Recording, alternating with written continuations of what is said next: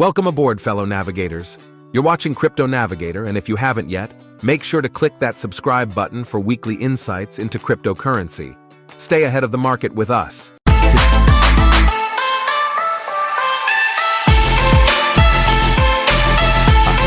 Today's topic is very interesting, so let's get started. What are nodes? The definition of a node may vary according to the context. When it comes to computer or telecommunication networks, nodes may act either as a redistribution point or as a communication endpoint. Usually, a node consists of a physical network device, but there are some cases where virtual nodes are used. A network node is a point where a message can be created, received, or transmitted.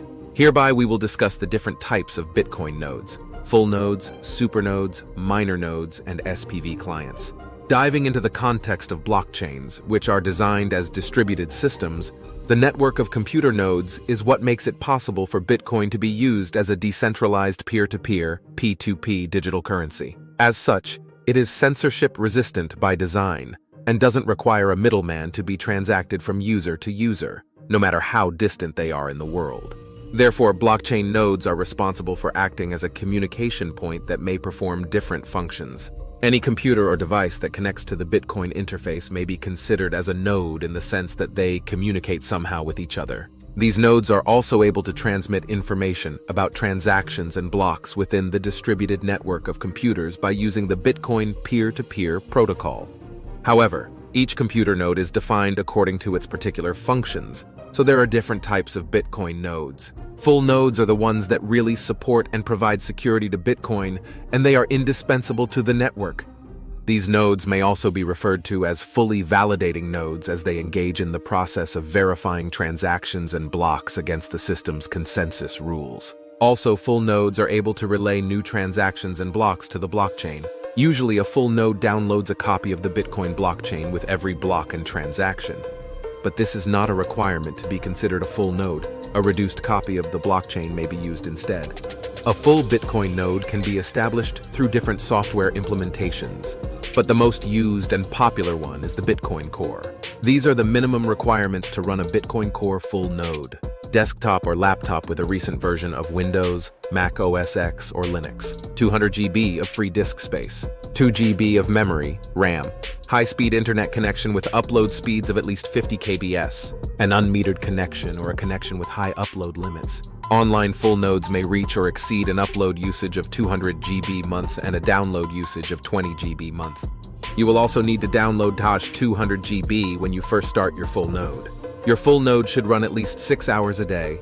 Even better if you run it continuously, 24/7.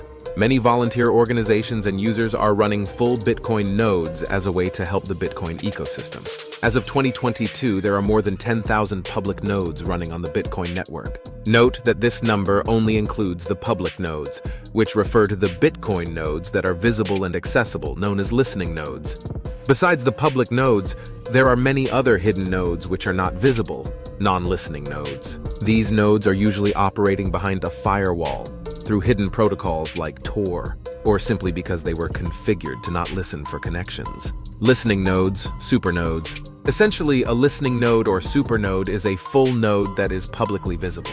It communicates and provides information to any other node that decides to establish a connection with it. Hence, a supernode is basically a redistribution point that may act both as a data source and as a communication bridge. A reliable supernode typically runs 24/7 and has several established connections, transmitting the blockchain history and transactions data to multiple nodes around the world.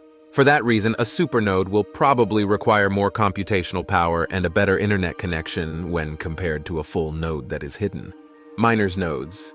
In order to be able to mine Bitcoins in the current competitive scenario, one has to invest in specialized mining hardware and programs. These mining programs, software, are not directly related to the Bitcoin Core and are executed in parallel to try and mine Bitcoin blocks. A miner may choose to work alone, solo miner, or in groups, pool miner. While the solo miners' full nodes make use of their own copy of the blockchain, pool miners work together, each one contributing to his own computational resources, hash power. In a mining pool, only the administrator of the pool is required to run a full node, which can be referred to as a pool miner's full node. Lightweight or SPV clients.